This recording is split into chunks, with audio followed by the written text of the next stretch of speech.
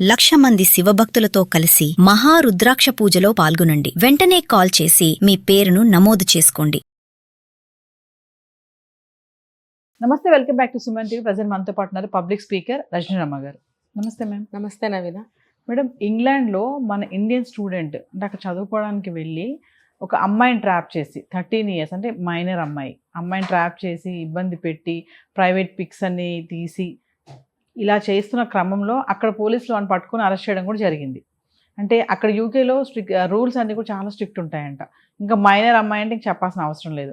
అంటే ఎందుకు అసలు అంటే అది ఇంకా ఇండియన్ అబ్బాయి అని అంటేనే పరువు తీసినట్టు పని అది. ఎందుకంటే ఇక్కడ ఎలా ఉంటున్నారో, మనం ఒక దేశం నుంచి ఒక దేశం వెళ్తున్నాము అని అంటే ఎలాంటి జాగ్రత్తలు తీసుకోవాలి, అసలు చదువుకోవడానికి వచ్చాం, మనం చదువుకోవాలి, మనకి అమ్మాయిలతో మనకు అసలు పనులేంటి, అమ్మాయిని ట్రాప్ చేసి అమ్మాయిని పిక్స్ తీసి అమ్మాయిని లైంగికంగా ఇబ్బంది పెట్టి ఇంత చేసిన క్రమంలో పోలీసులు అక్కడ పట్టుకోవడం, అతను అరెస్ట్ చేయడం ఇంత జరిగింది. ఒక్కసారి మనం మాట్లాడుకుంటే దీని గురించి. విల్సన్ రాజు ఈ అబ్బాయి పేరు. ఇండియా నుంచి వెళ్ళాడు, చదువుకోవడానికి వెళ్ళాడు. ఏజ్ వచ్చి 24 years. ఓకే, బాగుంది, చదువుకో, చక్కగా డెవలప్ అవ్వు కదా.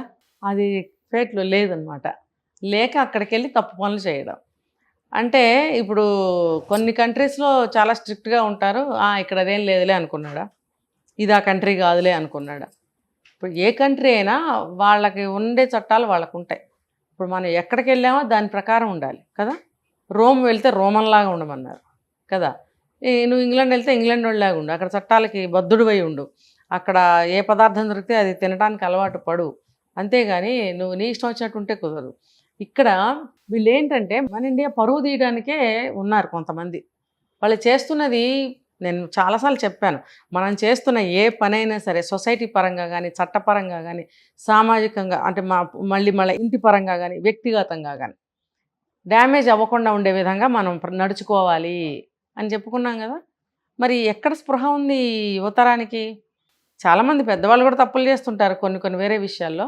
ఇప్పుడు ఈ అబ్బాయిని తీసుకుంటే యూత్ అసలు మన దేశం గురించి ఆలోచించడం, అట్లీస్ట్ ఆ దేశం గురించి ఆలోచించడం, కొన్ని తన భవిష్యత్తు కోసం ఆలోచించడం ఏమన్నా ఉందా ఇక్కడ? దట్టు మైనర్ అమ్మాయిని ఇబ్బంది పెట్టడము, ట్రాప్ చేయడము, ఆ అమ్మాయితో అసభ్యకరంగా మాట్లాడటము, లైంగిక వేధింపులు చేయడము, తర్వాత ఆన్లైన్ ద్వారా ఇన్స్టా ద్వారానో ఒక ప్లేస్ ఇచ్చి అక్కడికి రమ్మనడము, వీడియోస్ తీయడము, ఇవన్నీ అసలు ఎంత దూరం వెళ్ళాడో చూసారా. అంటే అవన్నీ చేస్తున్నప్పుడు అట్లీస్ట్ అది తప్పు అని తెలియలేదా? దేశాలు వదిలిపెడదాం, చట్టాలు వదిలిపెడదాం, చిన్న పిల్ల నీకు తెలియటం లేదా? అక్కడ పిల్లలు చాలా మెచ్యూర్డ్గా ఉంటారు. ఓకే సరే, వస్తే మాత్రం అమ్మాయి మైనర్ అనే అంటారు. ఇప్పుడు 14 years కూడా లేవు అమ్మాయి. ఇప్పుడు అక్కడ అరెస్ట్ చేసిన తర్వాత పోలీస్ వాళ్ళు ఏమని అడిగారో తెలుసా? నువ్వు ఎక్కడి నుంచి వచ్చావు? ఇండియా. దేనికోసం వచ్చావు? చదువుకోవడానికి వచ్చావు. నీ పేరేంటి? So and so. నీ వయసు ఎంత? 24. తర్వాత ఇండియాలో మేజర్ అవ్వాలంటే ఏజ్ లిమిట్ ఎంత? 18+ అన్నాడు. మరి ఇక్కడ అంటే మేబీ 15-16 అన్నాడు. తెలుసన్నావా తెలియకన్నావా నువ్వు? అంటే పోలీస్ ఏం చెప్పాడు? ఇక్కడ కూడా 18+ అన్నాడు. మరి నువ్వు అమ్మాయి ఏజ్ ఎంత? 13+. మరి ఉంది కదా, నువ్వు అనుకున్న ఏజ్ కాదు కదా. అట్లీస్ట్ నువ్వు 15-16 ఉన్నావు, అమ్మాయికి అది కూడా లేదుగా, పోనీ 14 కూడా లేవుగా.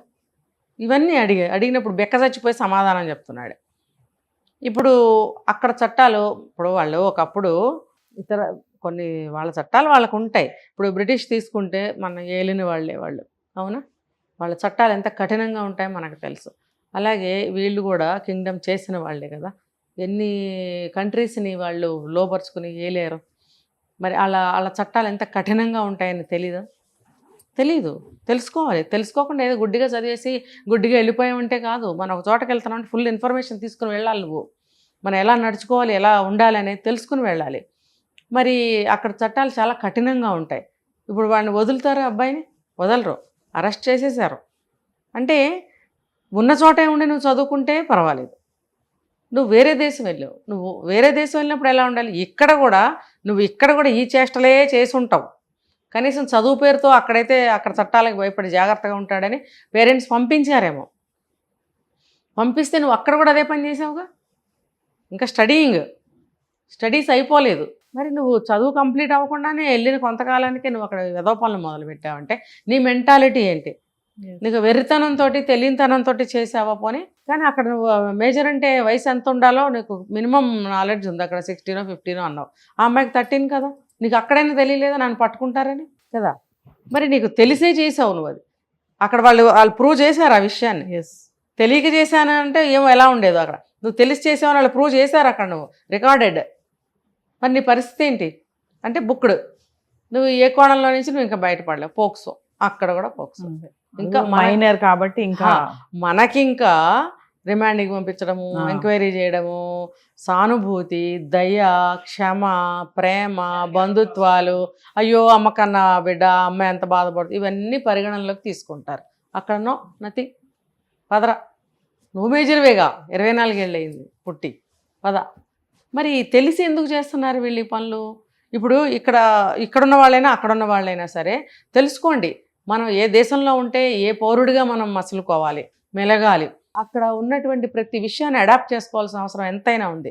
లా అండ్ ఆర్డర్ కానీ, అక్కడ బ్రతికే విధానం కానీ, ఫుడ్ హ్యాబిట్స్ కానీ, అక్కడ ఏ వనరులు దొరుకుతాయో దానికి అడ్జస్ట్ అవ్వడం కానీ, ఇవన్నీ కూడా పక్క మనుషులతో ఎలా బిహేవ్ చేయాలి, అవన్నీ కూడా మీరు తెలుసుకుని పరాయి దేశానికి వెళ్ళండి. మన దేశంలో కూడా అలాగే ఉండాలి. కానీ నిర్లక్ష్యం ఎక్కువ మనకి ఇక్కడ. మన దేశమేగా, మన వాళ్ళు ఏమన్నారులే, శిక్షలు తక్కువ, జీవితకాలంలో ఎప్పుడో 30 ఏళ్ళకి 40 ఏళ్ళకి శిక్ష పడుతుందిలే, ఈ లోపల మనకు అన్నీ అవుతాయిలే. నిన్న నేను ఒకటి చూశాను, ఏది ఇండియాలోనే ఏదో స్టేట్ 30 సంవత్సరాలు రేపు వెళ్ళిపోతాడు ఆయన పైకి. ఆయన అరెస్ట్ చేసుకుని ఆయన తీసుకెళ్ళారు. 84 ఏళ్ళు 85 ఏళ్ళు అంట. 33 సంవత్సరాల క్రితం అది ఏదో చేస్తే ఇప్పుడు అతనికి శిక్ష వేశారు. ఆయనకి నడవడానికి రావట్లేదు, తీసుకెళ్తున్నారు. ఇప్పుడు ఆయనకి శిక్ష పడింది. అంటే అలాంటి దయగల కంట్రీ మంది. దీన్ని అలుసుగా మాత్రం తీసుకోవద్దు. రేపో మాపో మన చట్టాలు కూడా కఠినతరం కాబోతున్నాయి. జాగ్రత్తగా ఒళ్ళు దగ్గర పెట్టుకుని ప్రవర్తించండి. మన హక్కులేంటి, తర్వాత మన పౌరుడిగా మన బాధ్యతలేంటి, బాధ్యతలు హక్కులు రెండూ తెలుసుకోండి. తెలుసుకుని ఒళ్ళు దగ్గర పెట్టుకుని బతకడం అనేది మంచి పద్ధతి. Thank you.